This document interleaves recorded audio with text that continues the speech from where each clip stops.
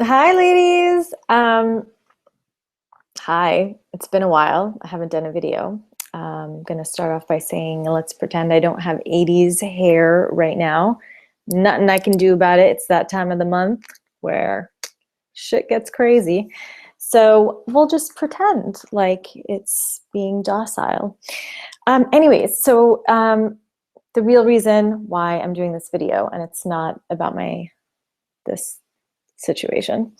Um, I just got off a call that I have every few weeks with one of my coaches slash mentors slash sister slash priestess slash somatic psychotherapist. Yes, she's all these things and a lot more, let me tell you. And I'm just super inspired to talk to you all about some of the work that I do with her and um, just the stuff that I've been geeking out on lately, which is somatic intelligence. Now, why does this matter to you, and what the hell is somatic intelligence? Um, I'll tell you both of these things. So, first of all, why it matters to you. We have all had different forms of trauma in our life, right? Sometimes it's the littlest thing, like someone just telling us to stop doing something, yelling, all the way to really intense sexual trauma and everything in between. Sometimes it's emotional, sometimes it's physical, like a car accident or falling off your bike. There's just such an array of different types of trauma that can happen to us over the years because life is life. And, you know, if you go out and you're active and you just live it, then things like this are going to happen.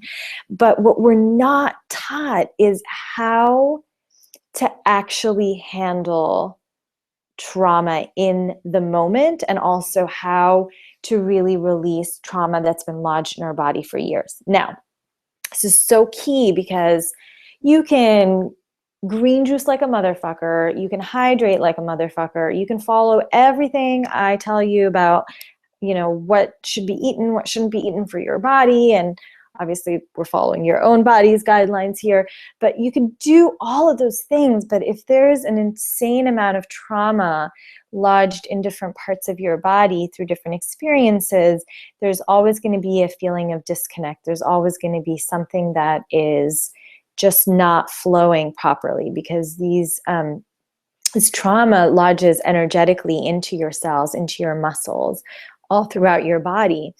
And what we've been taught is that things like, and I'll give you an example, right? Like, so for me, one type of trauma was sexual trauma. And all the years I've been going to talk therapy and, you know, different counselors and even coaches, it comes up in coaching.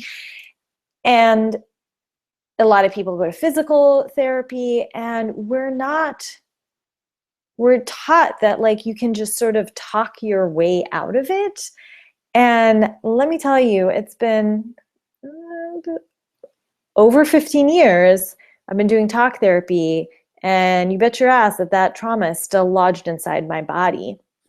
And if there's anything that has started to dislodge it and disintegrate it, it's actually movement. It's actually physical. It's actually stuff that I initiate through my body.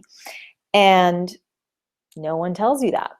It took me forever. It was on a whim that I learned that when I started, when I was a student at S Factor, which is a pole dancing and sensual movement studio, and then when I eventually became a teacher. And so somatic intelligence, somatics comes from the word soma, which is Greek for body. And somatics basically means just sort of the experience of your own body in the moment, presently. And so why am I geeking out so badly on somatics these days is because I truly believe that there is all this like wealth of information that can set us free, especially as women when we feel disconnected from our bodies, partly because of these traumas, is that there's all this stuff out there and no one's freaking talking about it. So I made this video so we can talk about it already. So two things I want to say about this. I think two, might end up being three. We'll see how it goes. First of all, okay, let me backtrack actually. It's totally not scripted this. I'm just sort of like blah, blah, blah, blah, blah, blah, excited after my call with Kalila, I work with. Okay, so we have been taught to shut down our feelings. You've heard me talk about this before, but I'm going to talk about it specifically in the context of trauma. We now, as humans, we think we're superior to animals because we're all civilized and shit. And so growing up, you're taught crying, stop that, or make it less obvious. You're freaking out and you're angry and you want to yell. Don't yell, it's not ladylike. And definitely don't move in your feminine body, because God knows that a woman moving in her feminine body is a threat, right? She's dangerous. The erotic body is dangerous because she has way too much power. And so all these ways we've been taught to like shut down. So when trauma does happen, when we do experience pain, we're just sort of like, hold it in. And then guess what? Get stuck here. And then, oh, why do I have chronic back pain on this side? Who knows? And then, yeah, so there's that. As you can see, this is all super structured. And when we look, so here's the problem, is we're neglecting our animal body, because we're ultimately still animals. We think we're all civilized and shit, but our survival mechanisms are still wired like animals. And so you look at something like a gazelle or just other animals out in the wild. When they get attacked, but they actually escape, their natural mechanism afterwards to shake that trauma out, to get over it, is actually shake, shake, shake, shake, shake. They shake, they sort of convulse for a long time. And there's other mechanisms that you can notice outside in the animal kingdom. We naturally would do that too, but we've been taught to sort of hold it back. And so in one of the books I was reading that my mentor had recommended, the guy was talking about, the author, he had studied somatics and actually ended up walking across the street and got hit by a car. And while he was like laying there waiting for the ambulance to come, there was like a paramedic who happened to be walking by, who came to the scene, who tried to stop him from shaking. And that just shows us that even in the medical world, we don't know enough to know, these people haven't been trained to know that like actually shaking it out is the way to go. It's the way to get over that trauma instead of lodging it into your body.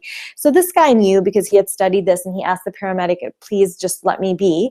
And he sort of did his thing all the way to the hospital, and then said that afterwards he was convinced that he didn't get post-traumatic stress disorder and didn't feel anything in his body because he had let himself do what came naturally during that time of shock. And so that was a very extreme version, but it could be like a much simpler version, more diluted version of like, you just got, a shitty phone call, like from a family member or a disgruntled customer, whoever.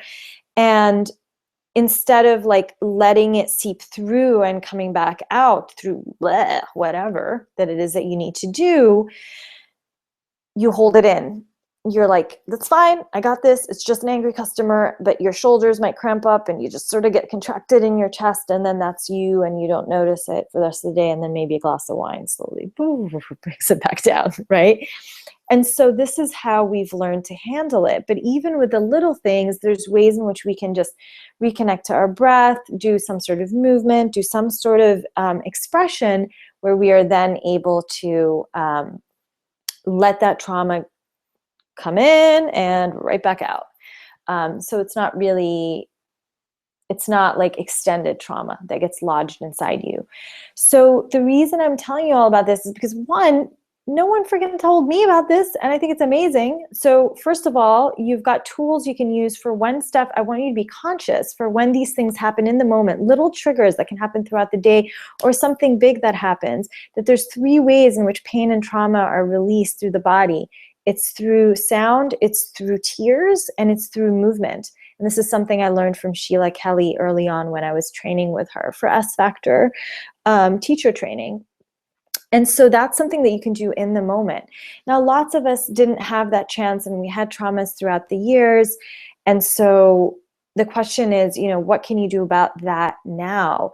And the answer is movement of some sort, yelling when you need to yell it out. And sometimes it takes movement to get you to that place for you to then yell and to then cry, right? So It's part of the reason why I created my dance class, is to really allow women to get connected to their body voice in a place that feels safe, in a place that feels like they can authentically express themselves, so that all this stuff, all this gunk that's like lodged in underneath everything can finally surface and then can be stomped out, cried out, yelled out, hugged out, whatever needs to happen.